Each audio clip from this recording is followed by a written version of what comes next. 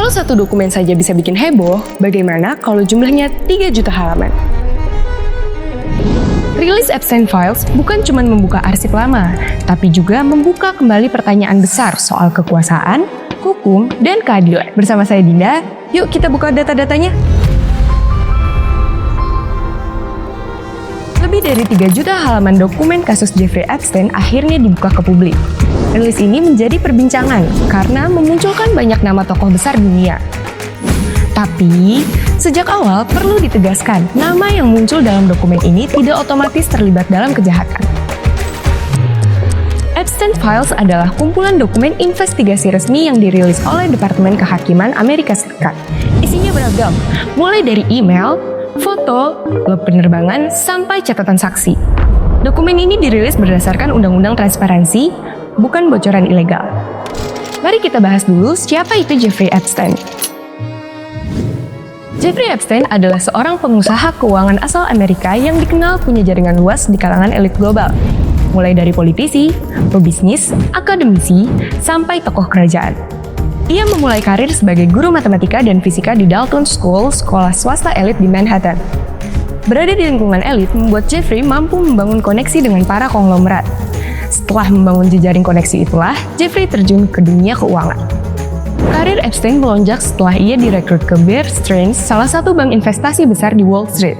Dalam waktu relatif singkat, ia berhasil menjadi mitra di perusahaan tersebut sebelum akhirnya mendirikan firma sendiri, yaitu J. Epstein & Co. pada 1982. Kasus Epstein pertama kali mencuat pada 2005. Polisi Palm Beach, Florida menerima laporan dari orang tua seorang remaja perempuan yang mengaku dilecehkan secara seksual di rumah Epstein.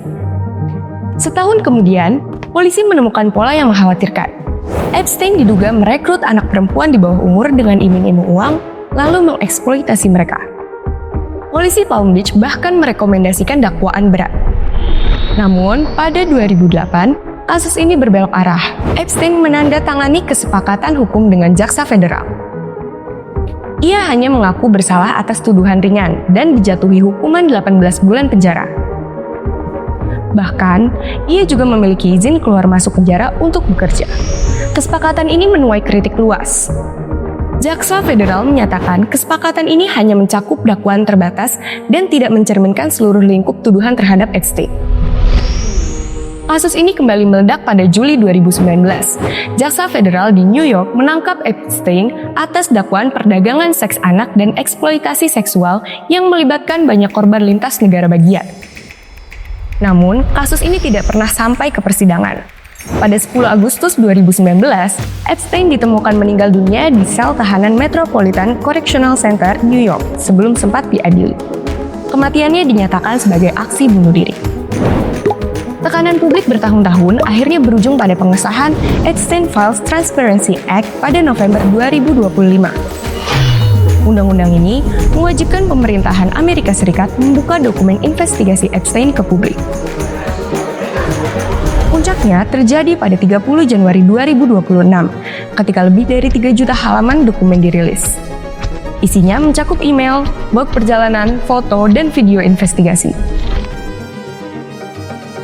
Meski masif, banyak bagian dokumen masih disensor. Hal ini untuk melindungi korban.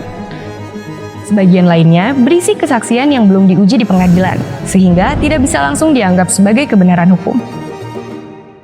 Rilis Epstein Files memunculkan banyak nama tokoh global seperti Donald Trump, Elon Musk, Bill Clinton, Jesse Kelly, Bill Gates, dan lainnya.